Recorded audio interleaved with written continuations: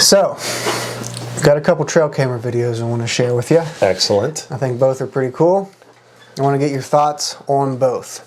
Gotcha. This is the first one I'm going to share with you. It caught my eye because it's super pretty. Yeah, it's awful pretty. Beautiful footage, beautiful cold January winter's morning. Yeah. That's a deer run right there. Pretty pleased, yeah. Jeez. Yeah, this is a well, let's speak of the devil. high traffic area. Jeez, it's like train. It's a parade of deer, and they just keep coming. Look at that. And coming. And coming. And it ends up being 11 total deer.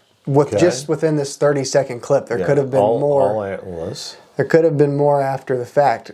So what caught my eye that I thought was cool, if you watch the clip and you watch it through, there's 11 deer, 6 does, and 5 fawns. Which 6 does, 5 fawns. 6 does, 5 fawns, which to me, those are pretty good numbers. It's indicative of a pretty good fawn recruitment rate, right? Almost 1-to-1. Yeah, yeah. So what is that an indicator of? It's like, is it an indicator of good habitat, that there are almost a fawn for every doe being recruited into 2022's deer herd?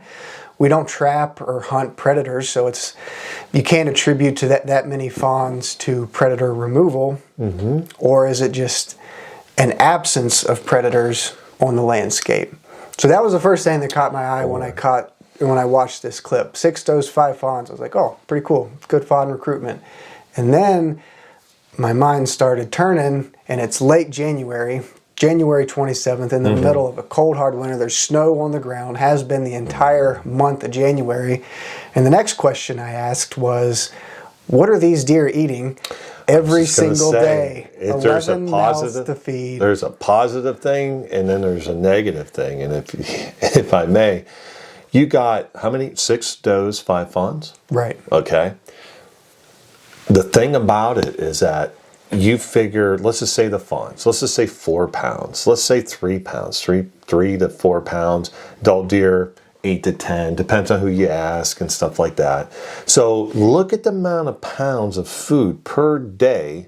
You know, it's not like they reach 10 every day or reach 3 every day, but let's just say for conversation, 8 pounds, 3 pounds for the young deer, the antlerless deer, the fawns. Oh my gosh. I mean, that is a lot of food quality food. Yeah. Do you have that? I don't know. But the thing about it is, what's those does, the females, what are they going through right now? Developing fetus. Developing a fetus. And then you got those fawns, some of them look really healthy. They might have been in estrus, so they too might have got bred. That's 65, 70 pounds. They reached they maturity enough to come into heat. Right. So they might be. So there's extra things that you need to take care of. Yeah. So it's like, okay, is that hey, this is pretty cool. Look what we got on the property. Right. Now it's January and a little bit of yarding going on there, but still, they're there for a reason. Yeah. But are they grouped up for another reason? Right. So what's the deal? Yeah. That's insane. That's a lot of, and it's just gorgeous footage. Look at that camera. My God. And the question again, like with all that snow on the ground, not only do they need that many pounds of food per day, but how are they finding that food when this isn't just snow? This is actually a mixture of snow and ice. Like they're not getting through that. Yeah. So that's added stress. Yeah. A lot of deer. Right. And then the next clip, and I'll just play this through. So you can get I won't comment on it, I'll just get your thoughts on it. Okay. And when you play the clip through, you'll see a deer. Okay. She's right. Oh. Uh-oh. Uh-oh. A good coyote's a dead coyote. Smoke a pack a day, right? Oh my God. That thing was trucking. Let's see that again. Yeah, no, he was hunting. And it wasn't that far behind. I mean, he was, what is that? He's 4.5, 5 seconds behind her. Gosh. I still got my money on the deer, but he's trying. Yeah. Oh my gosh. He's after her. He's after it. The first initial, you can't help be human and go, that's son of a gun. Yeah. That's son of a bitch. Yeah, he's out. Yeah. Oh my God. He's after one of my deer. But then you go back to the other footage, you got 11 deer walking down your thing. Right. And how many deer did you shoot together as a family on this property? 4 antlerless deer. 4 antlerless deer. Off 180 Okay. acres. Yeah, that's not even close. Not enough. So that's what's funny is that here we go. We're not doing the job because of X, Y, and Z.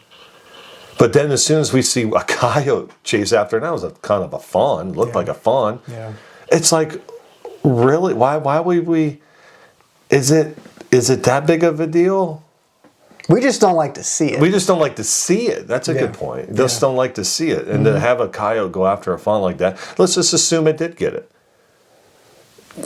He's actually, if we're honest with us, he's doing us a favor. He's doing us a favor. He's not only doing us a favor, he's doing those other deer a favor. Boom. Right? I Yeah. mean, you don't like to think of it that way or look at it that way. Yeah. That sure as heck wasn't that coyote's intention. Hey, I'm going to go kill one of your buddies to help you guys out. You can thank me later. Yeah. But that's one less mouth to feed and during a stressful time of year. Yeah, and the diet of a coyote, no matter really where, I mean, research will show this, research will show that. For them to pursue like this in this type of environment, the weather, I mean, that is the availability. I'm just I don't know if this is true or not. They must know, okay, it's available. This is because normally it's metal voles, field mice. Mm-hmm. They know. I mean, they could sit there and chew on those things all day, even in this weather. Yeah. But if it's available. And, because, you can only kill so much. Yeah. And when you're starting to do a little bit of habitat work, as much as you guys do, of course, you're attracting deer. Yeah. You can only kill so much. Even if the limit is 8, God, it's a job to kill 8. It's a lot of killing. You still like to go out there and not have to be pressured to kill something. Yeah. So, the big thing, I guess what we're talking about here is that coyote friend or foe? To me, I know what my answer is. It's not going to be the popular one. Right. That's a friend. Yeah. Now, when I start seeing more and more and more of it, especially during the summer months or spring, summer, even fall, okay, but this situation after the season's done and I didn't kill enough, you have my blessing. Yeah, that's an unpopular opinion. Yeah. I don't disagree with you at all. Yeah, it's another way of looking at it.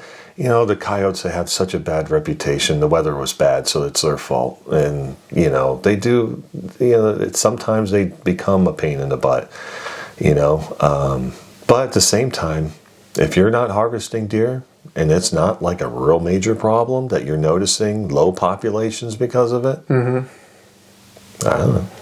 No, they're doing you a favor. Doing you a favor. Yeah. Yeah, but it's funny. You instantly, no matter when you first seen that clip, it's like, yeah, son of a gun. Yeah. Yeah, pretty cool. Yeah, I'm glad you showed that. You can't hate a coyote for being a coyote. He's just doing what coyotes do. Yeah, pretty neat. But no, it's pretty cool when you use trail cameras and you're intentional with them. I mean, everybody who has them, you get in a routine of just hitting the arrow key looking for antlers or looking for something specific. But no, this is an opportunity or an example. Like if you really pay attention and evaluate what's going on in the clips, they can be great educational tools. Yeah.